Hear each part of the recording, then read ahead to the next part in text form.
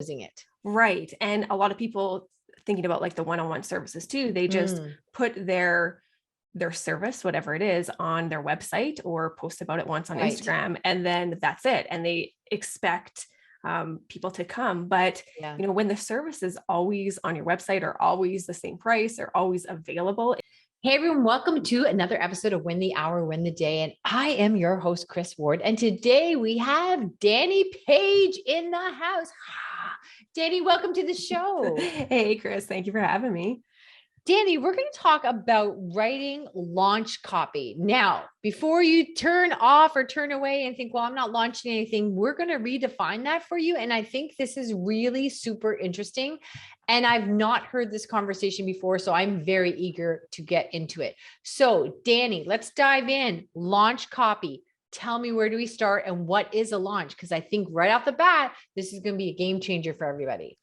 Oh, I agree. And because when we think about launches, even for myself, I think about I'm launching a course, I'm launching a program, the very one-to-many offer, which is what I do a lot for sure. But there's a whole other side of it. And there is a one-on-one services too. A lot of people think that, oh, I have a one-on-one service, I can't launch, it's not for me, but you absolutely can. I'm here to say one-on-one services can and should be launched for sure. Okay, so if they're going to be launched, so I have services. We have the Winner's Circle, which is relatively new, and it's a coaching program that we gave sort of a different entry level, just so that it's definitely one to many, where we've done private and semi-private, right? So our goal is to have like 50 people in this group, but we offer all the same things in the semi-private that we do the Winner's Circle. So I guess I could launch that, and even that, I wouldn't have thought of that before because I tend to associate launches with info products. Okay. Yes. Or like a definite start date and an end date, whereas Yeah. this is constantly going. The Winner's Circle doesn't have like, we're just going to have that moving forward. So, I wouldn't have thought launch because we're not opening and closing it. Right. And a lot of people thinking about like the one-on-one services too, they just put their service, whatever it is, on their website or post about it once on Right. Instagram, and then that's it. And they expect people to come. But when the service is always on your website or always the same price or always available, it gives very little reason for people to purchase. So that's why we kind of want to come at it with a different mentality. So people do feel the need to purchase. Okay, so we're talking about launch, writing a copy for the launch. So what are some things we should be thinking of when we write, how we write, why we write? Where do we even start? Yes. You know what? Copywriting is a beast. You can make this as big or as simple as you want. I always like to go the simple route. Let's do this at like minimal viable option here. If you are, launching a service or a program, whatnot, you want to be thinking about emails for sure. That's kind of the big one. If you've got an email list, you always want to be sending out emails to them. You want those emails to lead to a place. So typically some sort of sales page that talks about your offer. Okay. And if you want to make it super simple, I've done that many times, just those two things, emails and sales pages, boom, let's launch. And then you can always build from there. You can make it as robust as you want. You can add in a webinar. You can do a bunch of lives about it. There's many areas you can take it, but thinking about the most straightforward are really those two things. Okay. And so when we're doing those two things and we're talking about copy, what are some common mistakes that we make in the copywriting of launch? Because, obviously you're talking about writing launch copy. So that is obviously different than other copy or our blog. So what is it that we're not respecting when we're dealing with any sort of promotion / launch when we're, diving into copy?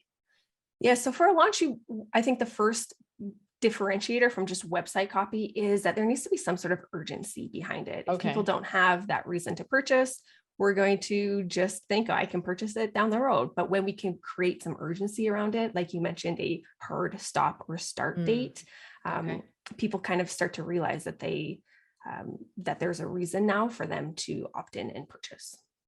Okay. So if we do that in the copy, if you start the conversation saying, look, okay, so I have coaching services and they're my website and I just post it and forget about it. And we could be using that as a launch, but the urgency would that come in with a special pricing? Like what makes this copy have the flavor of urgency if it's something I always do?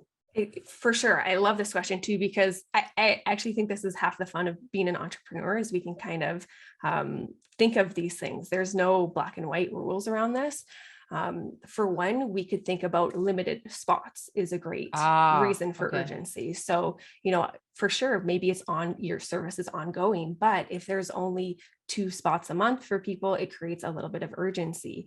Our time is not infinite for sure. So we can create pressure around that. So that's an idea. You can have another idea is bringing in like different bonuses for sure. So you can have, maybe this bonus only lasts for this week. Once that week's over, the bonus is gone. And, if someone is a little bit interested in your offer and they see this bonus come in, that creates more urgency for them to jump on it for sure. So you can have like changing bonuses. Maybe each month, like if this is an ongoing service, maybe 1 month is 1 bonus and then swap it out. It's gone. And a few weeks later, next month, you've got a different bonus. So you can kind of get creative, I guess, in that sense as well. There's some other funds I've seen to create some urgency as well. Maybe you can start with like a handful of clients at once and take them through, if you've got, it of course depends on what your service is, but you could take them through like your maybe signature framework in sort of like a group coaching or an incubator style model, and then branch out to your one-on-one with each of them. So they kind of start the same, but then they move into your one-on-one service. That's kind of a fun way to create urgency and like an actual start and stop date as well. I don't see it done super often, but it's a unique idea for sure. And then also discounts definitely is another option to bring in urgency. It's not something I suggest all the time, but you could do a fun little promo. Maybe it's around your birthday month. Say it's in the month of May, you want to do a big promo for your birthday month and you provide a discount just for that month alone. That again creates a little bit of urgency as well. Then you can kind of remove that discount, it goes away. And that kind of is your hard stop on that launch. Yeah, those are some great ideas. And you know what? They're ideas that I've done in other aspects when we did launch an info product or the different elements that we've done, let's say launching the podcast or my book. But I think what really limited our creative thinking was the idea that it didn't have a hard beginning and a hard ending. It's something we always offer. So I would never have thought adding bonuses to it or coming at it from a launch perspective. So I'm writing down everything you said because I'm like, oh yeah, I could do that. I could do that. But you're right. I just go online every day and we talk about different things we provide. And we say, oh yeah, we're still doing this. Right. But we post it once and yeah. There's no excitement or energy or urgency to that. And you've given us right there about 6 or 7 that you can easily get. Some of them you can squeeze out a couple things like changing the month, whatever reason it is, this month is special. You could easily get 10 different features out of this. Excellent. Oh, that's a great idea. Okay. All right. So I don't even have questions to ask you because I don't know what I don't know. And I wouldn't have thought of any of this. So tell us where else you think we're missing the boat. I think where we're missing the boat is not thinking about the pre-launch phase. So when we think about a launch, maybe great, we've got, like I mentioned, these bonuses and whatnot, but just announcing your offer is like a surprise and people typically aren't ready. So you want to get them ready to purchase. So you want to think about that pre-launch, which is typically, a few weeks up to like a month, 4 weeks, maybe 6 weeks prior to announcing this offer. Because it helps warm your audience up so they're actually ready to buy. We want to give people time and we want to make sure that they're in the right mindset and we want to make sure they realize that they need your service. And so this happens in that pre-launch phase when you're sending out, you can start sending out like emails and social posts and kind of planting that seed and starting to overcome objections and kind of reframing some of these like beliefs that they might have already and really just kind of getting them in the mindset to purchase. And then when you announce that your service or your offer is live, they're more ready to purchase from you. And I think also I know for me, you get misguided where, well, I've already told them this 3 times this week, and you don't realize how busy people are, or how they don't see all 3 of your Mhm. posts or whatever. You think you're saying the same thing over and over and nobody's seen it at all. And I know some, big marketers that I've been really impressed with, and like, she's like, oh, and put on a spectacular launch for info products she had. And then people are still complaining later, hey, I didn't know she had that. I missed that. Where was I? I didn't see that in the scroll. Right. So we just have this idea of, we put something out once, I can't repeat that. I'll just look desperate. Now I'm getting annoying, but there's just so much going on. So I think just making people buyer aware is a big part of it too. Not even just nurturing them, getting them ready and warmed up, but the fact that you may have to put that out there 15 times before, somebody sees it once. It's so true. We feel like we are talking about our product all the time, but people don't hear it. And if you are just talking about like the features all the time of your product, then yes, it will kind of come on deaf ears. And I always suggest weaving stories into everything you put out. That can really help give like a different angle. Like people can kind of hear things differently. I'll give you an example. I was recently on a summit, and instead of just writing about the summit, like most people do, I told a story about it and said, like, this was the first summit that I listened to when I came in to the entrepreneur world, and kind of gave a story behind this promotion. And it was very well received because people heard it differently. Everyone was talking about this promotion, but it was until I had shared this story, people kind of heard it differently. So that's another thing too, is, bring stories in to what you're sharing so people can kind of hear things differently. When we say it the same way every single time, then yes, they're probably going to start tuning it out. Okay, so adding stories, and this has come up a couple times now on the show, because we tend to overlook this, or we think our stories aren't interesting. So maybe stories of clients that we had success. Like, give us some examples of stories. I actually share the most random stories, and I try to find ways to weave it back. So, if I was struggling with something completely not business related, but then I can bring it back to how I struggle in business, right? There's little like leeways you can bring into every story. So for sure, sharing client stories and client wins and that sort of thing, but you can bring personal stories in as well, because I feel like it really makes us be human. Right. Sharing our flaws a little bit. People enjoy that. People really connect with that. So yeah, I like sharing the personal side of me as well.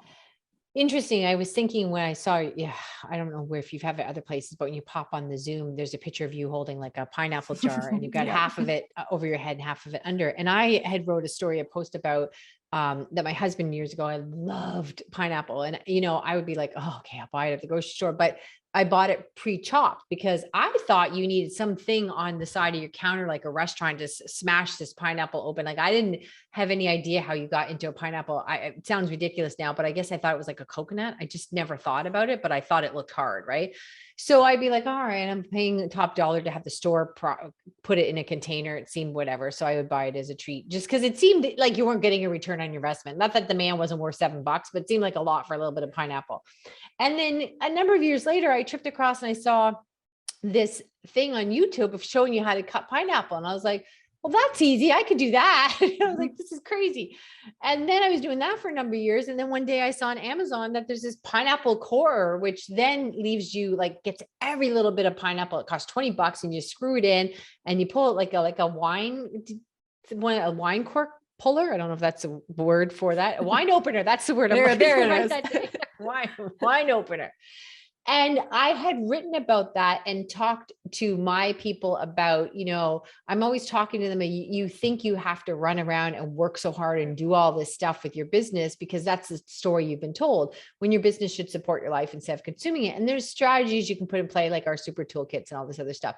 And I tied that into that bigger message. Like, I didn't know. I just assumed. I didn't even know what I didn't know. I assumed it was a lot of work and I had to pay somebody to crack open that pineapple. And then I made progress, and I made a lot of progress. And all of a sudden there's a tool for this. So I did tie that into a story. So I think those are the kinds of things you're giving as an example. Am I correct? That's exactly it. Yes. And like, I encourage people to keep a running tab of these things, because at the time you might not know how this would ever loop in. Like, you would never at the time, maybe didn't know about that you would be sharing a pineapple story, but if you keep kind of a running tab, like, oh, I had trouble doing this, trouble opening up the pineapple or whatnot today. Then when you sit down to write, you've kind of got this whole story bank of ideas that then you can think about, well, what am I actually trying to share? What's the point? Oh, I'm helping people do things quicker and faster. And then you can start to see how they interact and loop together. And then you can create an email around that. Yeah, that's a great story idea bank because, and I had those before, but as I'm talking to you now, different ideas are coming into my mind because now I left to like the other day, I was just having a fit trying to open a jar of beets. And I thought, okay, would I look juvenile if I just threw this up against the wall? Cause I was about to lose it. And I thought, I work out every day. How do these gnarly old people with, arthritic knuckles get into these jars when I couldn't? And, I thought of smashing it up against the wall. My temper started to flare. I thought of just cracking it over the side of the counter and just having the glass go everywhere, but I get the lid off. And then of course, finally I calmed myself and I was using a knife to pop it. And I got the air pocket and that only took a second once I saw clearly. And I think, that again could talk about strategy and how hard we muscle it out. Cause for quite a few minutes, I'm trying to open this jar thinking brute force, like hard work is the answer, right? I barely have time to talk to you, Dani. I've got all these ideas I got to go there you go. And what that does too, Chris, is it brings your personality out on the emails, because that's who we want to buy into, is you as a person and your personality. Because let's face it, there are so many other people who do what we do, but it's these little stories that people will connect with. And I see your personality come out a little bit more. And when I need your service, I'm more prone to purchase from you than someone else. Yeah, you're right. Because, I'm not one of these people that put a happy face on a horrible day, like, because that's no better. So, but I am all about being positive. Like I'd rather be happy than right. So I'm all about giving something my attention. That's a positive thing. But don't confuse that with a person who doesn't have a fuse.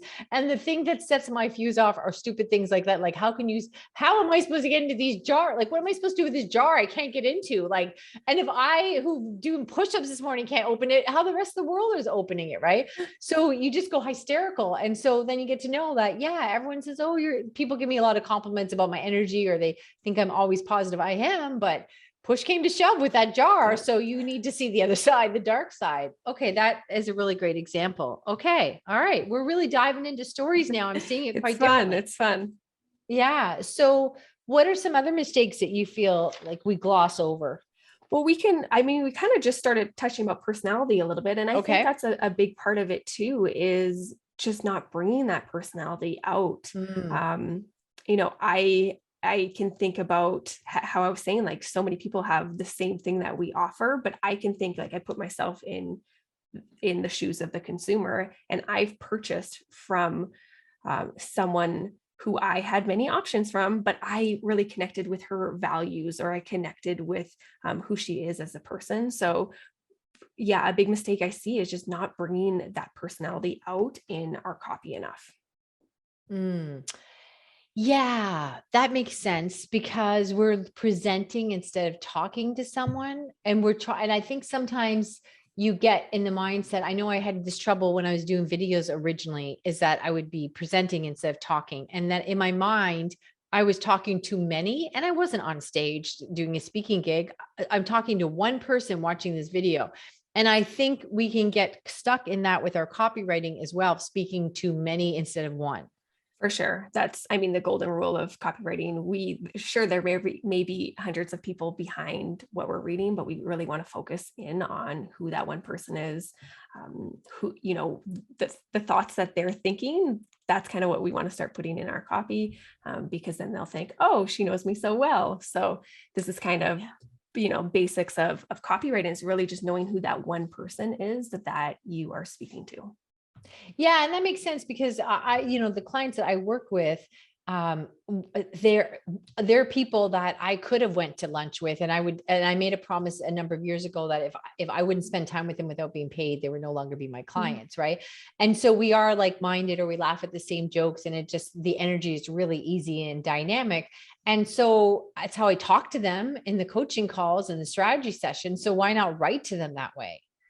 Exactly. Yeah. And that's exactly it. We kind of want to be more of a human in our emails. We gone are the days of being very professional, and that's, I think, why a lot of people have such a hard time with writing, is because we were taught a very strict way to write, like way back Yeah. in school, right? Yeah. Write complete sentences, write full essay paragraphs and whatnot. And these things is what will kill your like personal brand online. So we want to be breaking those rules and just write more like an actual human with our flaws, with our incomplete sentences, because it's more conversational and people actually know that you're a human that way. Yeah. When I wrote my book, When the Hour, Win the Day, one of the biggest complaints I had from the editor, this was nuts to me, is she kept going through, Chris, you got to stop doing this. You got to stop doing this. It would be things like, I cannot, I will not. And she's like, it's got to be, I can't, I won't. Mm-hmm. And I'm like, oh my gosh, I went to college and university. And here, that was her thing. And I do get a lot of compliments where people tell me it's an easy read, it's conversational. And it's like, boy, oh boy, it's hard to write a conversational book. Thank you very much. I appreciate the compliments. And that's what my editor kept saying, is you got to write like you talk. And I'm like, what the heck was all that education over that? It's so true, but there are two completely different worlds from that professional world to the online, because yes, if it's too hard for someone to read, they're not going to read it. Yeah. So even a phrase like, that is not going to happen. It's long and kind of chunky. I would probably say not going to happen. It's a very incomplete sentence, but it's easier to read and it's more likely to get the eyes all the way down your page when you write in that format. Yeah. What I heard a phrase once, it was really resonate with me. It's almost like we read with our thumb now, like you're scrolling and you have to skim it. Right. And so you want these sentences to be, and that's the thing, some of the most successful books in the world, like The Millionaire Mind, or, even the E-Myth, they're all written at a very basic level, because you want the concept. Right. And I get that. But when I was having to go through my whole book and go, won't, will, can't, all these things, I was like, come on. Right. Okay. Oh my gosh. Dani, time really flies with you. We only have a few minutes left. Great. I know, I could talk all day. So we have a few minutes left. What's something we shouldn't end this conversation with before we pay attention to? To kind of close the loop on this personality piece, I'd love to introduce something I teach in my programs. Okay. It's called the personality profile. Okay. And so I encourage students to keep a running list of things that make you you. And then you can kind of learn to refer back to them to bring it more into your copy, like actually put it on a sticky note, put it on your computer. And it'll be more natural to start weaving these things in. So for example, for myself, I would have words like the mountains. This is very prominent for me. I live very close to the Rockies. I'm always talking about being outdoorsy, this sort of thing. Things like the TV show Friends, it's very much my brand. I bring this into my copy every now and then. Buzzwords is another thing to put on your personality profile. So words that you often say. I like to say going from average to awesome. So that would be on my sticky note. And then it's easier to weave these things into your copy, and is kind of like another frame of mind to bring more personality into your page. And like, as I say it's funny because none of this has anything to do with business, but again, it's these little things that will really help connect with your audience. Oh my gosh, I cannot believe how simple. I think the most simple things in the world are the most profound. So that's the thing. You get here and then you have to produce copy and you look at the ceiling and think, oh my gosh, what can I talk about? Because you can't see the prescription when you're in the bottle, right? So yeah, I love to bike, or I actually bake a lot, I bake with, the joke is I bake with really healthy ingredients, and everyone's always like, can't believe, like I don't use white flour or sugar and stuff. So I've got grown men going, it really just can't be good for you, right? So that's a thing. And every once in a while I think, well, maybe I'll show a picture of something I baked, right? So you don't have your own inventory. You're so listening at the avatar of the client, but you kind of forget who you are.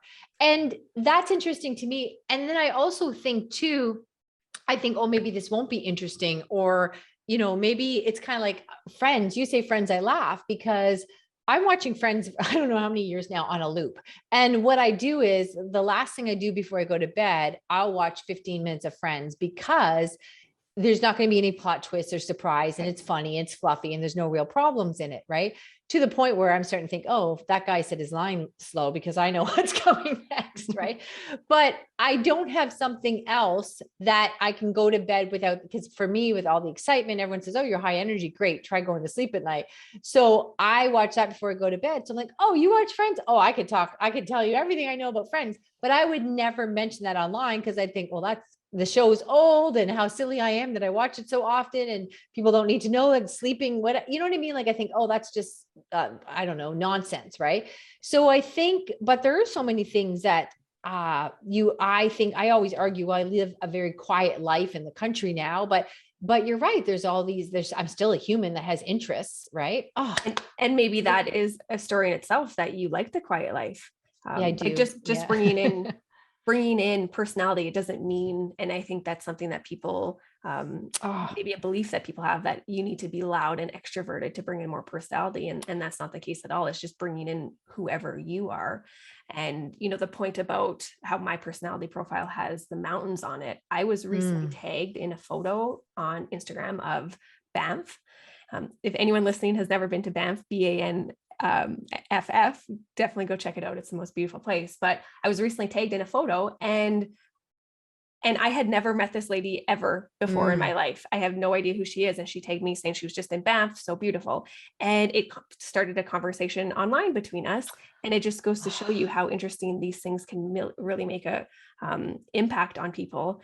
And like I said, I hadn't even met her before. So that was kind of a cool little story that this stuff really does work. Yeah, you're right. And so the earlier example I gave you about the pineapple, I tied it into, or the jar. You don't have to grind it out just to open that jar. And I was thinking, okay, where's the lesson?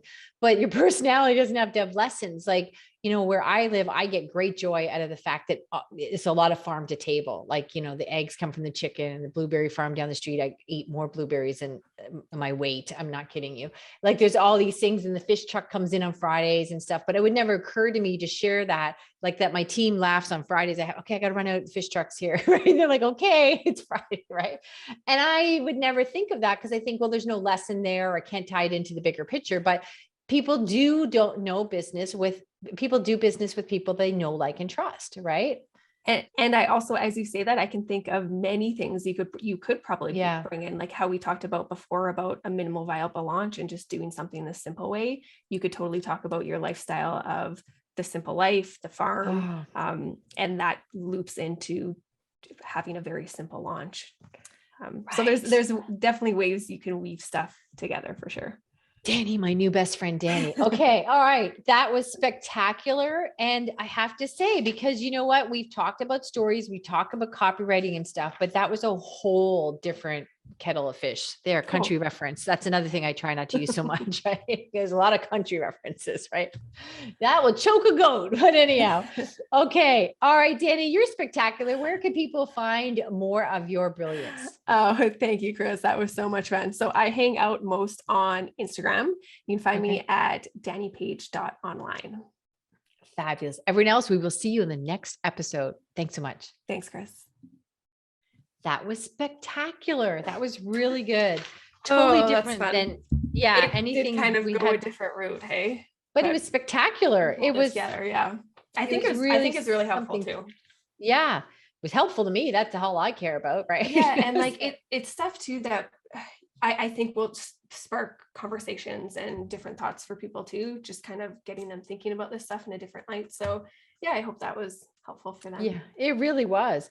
Yeah, it really was, because it's a topic that's covered over and over again: copywriting, storytelling. And now I think everybody does bring their secret sauce and give you something for sure. And if, there's that, but I think this was like level the house. We're starting over. I think you have because I reached out to you, right? Yeah. I think and I don't do that very often. So I think you have a talent on your own. That's spectacular. But this was like, it was kind of like, I thought I was getting a little bouquet of flowers and we got a field. So I think it's, Chris. I'm sure but it's still always hard to see. You can't see out and in, right? So I'm sure you get an idea, but I think you're got a wider scope and are more talented than you possibly realize. I don't think that's so sweet of you. You don't have yourself, you moving. don't have the ability to compare yourself to other people the way I get to. So I think there's a lot more there. Thank you. Yeah. That means a lot to me. I appreciate it. Such a nice Canadian you are. Thank you. Yeah. We're known for that. Right. Too funny. Yes, even the truckers are nice. Yeah, I bet. Yeah. Oh, so funny. Oh my gosh. Okay, well, we will keep in touch. Yes, please. If you're able to let me know, because I definitely want to give a very thoughtful. Oh, for sure. What we do is we will let you know the Tuesday of it's going to air, and we send you a little write up and some graphics and stuff. And then we remind you on the Thursday. So you get communication from us. We don't mess around with that. Right. That whole, it aired 3 weeks ago. Yeah, I know. I always feel bad when I get it the day of. I'm like, well, I want to do it justice, like, what, right? Am I a firefighter? Like, well, I want to promote you, right? It's so that's what I mean. Like you're just sitting there waiting to catch with your mitt. Like, right. No. So we do let you know, and I'll definitely stay in touch. And if there's anything I'm going to do to help you, please reach out. Thank you. I appreciate it. And you're not on Instagram, are you? I don't think I am. We're on Instagram enough to say we're on Instagram. Okay. So do connect. I tend to spend most of my time on LinkedIn, but I am there on Instagram. Yeah. And it just your name, Chris Ward. Yep. Okay. Yeah. Okay, great. Definitely. And let me know how I can support you too. This was such a wonderful conversation. I appreciate it. Oh, let me check. Hold on. Wait, go check here. I did do a post, like a comment or a review on. We got that. Podcast. Oh, good. And you sent us referral and review. Perfect. Good to go. Okay, you're good to go. Have an awesome night. We'll talk to you soon. Thank you so much. You too, Chris.